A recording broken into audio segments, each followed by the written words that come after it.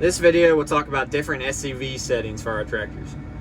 So we can get to our SCV settings several ways. One will be this button at the very bottom of the screen, but we can also go to our menu, machine settings on the top left, and then our SCV button. So now on our SCV page, we'll have our display of all of our SCVs. If we have more than 4, we can tab to our other SCVs on this button. This tractor only has 5 SCVs, but if you have up to 8, this second page will go from 5 to 8 SCVs. So we'll go back to our first page. Looking at each SCV here, 1, 2, 3, and 4. On our first SCV, you can see this number on the left. That is our flow, the amount of flow we want to run through this SCV. At the very bottom, it's our detent time. So if we detent this SCV right now, it's only going to last for 0 seconds. You can see where this says C, which means continuous. So if we detent number 2 or 3 right now, it's constantly going to flow until we turn it off. So to adjust all these, we can go ahead and click on SCV1 to adjust our flow. We can go up or down depending on how much hydraulic flow we want to go through this SCV. We can do very fine adjustments with just the 1 plus or minus, or big jumps with our double plus and double minus. We can also go to our time on this page, which adjusts our detent time. So we can go as little as 1 or 2 seconds if we wanted to only do a little bit of flow or a little timed flow every detent, or if we keep going up all the way up past 120, past 180, that's how we get to our continuous flow for our detent. So now the other thing in our SCV settings is we can go to our advanced settings, which is this arrow with a dot pointing above it at the very top. This allows us to do SCV independent modes. So if we turn independent mode on, what this allows us to do is independently change our retract and our extend times. So if we want to go into our SCV1, our raise and lower, and we say when we lower it, we want to do continuous flow to get our downforce, but when we retract it, when we raise the implement, we only want to detent it for 10 seconds until it all comes all the way up.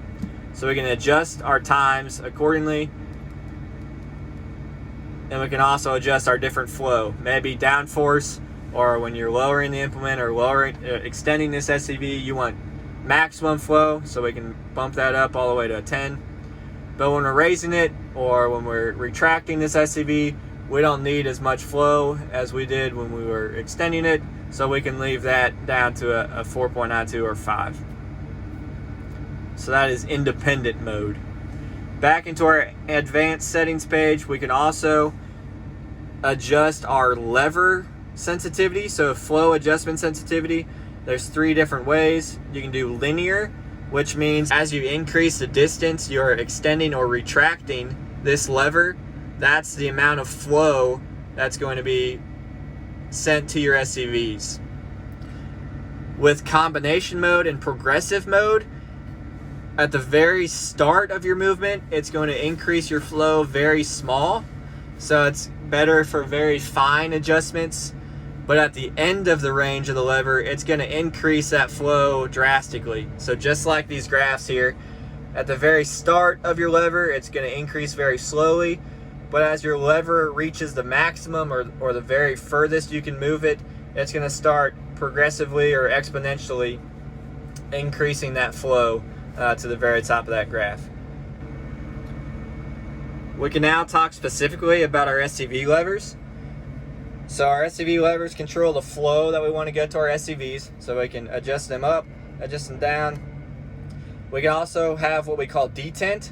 So if you go to the maximum this lever can go and pull forward, you'll hear a click, or you'll feel a click, and that's what we call detent. You can also go the other way. If you're pushing the tractor forward, you'll feel it click, or you'll hear the click, and that puts it in detent mode. Our very last setting on our lever here is past the forward detent. So there's our detent. Past our forward detent is what we call float. So float is very important for hydraulic motors. When you command those motors to stop, you want to put our SCV levers in float, which allows a free flow of hydraulic fluid to come in and out of that motor, so you're not stopping it drastically or stopping it on a dime. What happens when you stop it on a dime like that, or stop all flow to it? It's a higher chance of you blowing the seals in that motor. To take it out of float, all you have to do is pull back and it snaps back to a neutral position.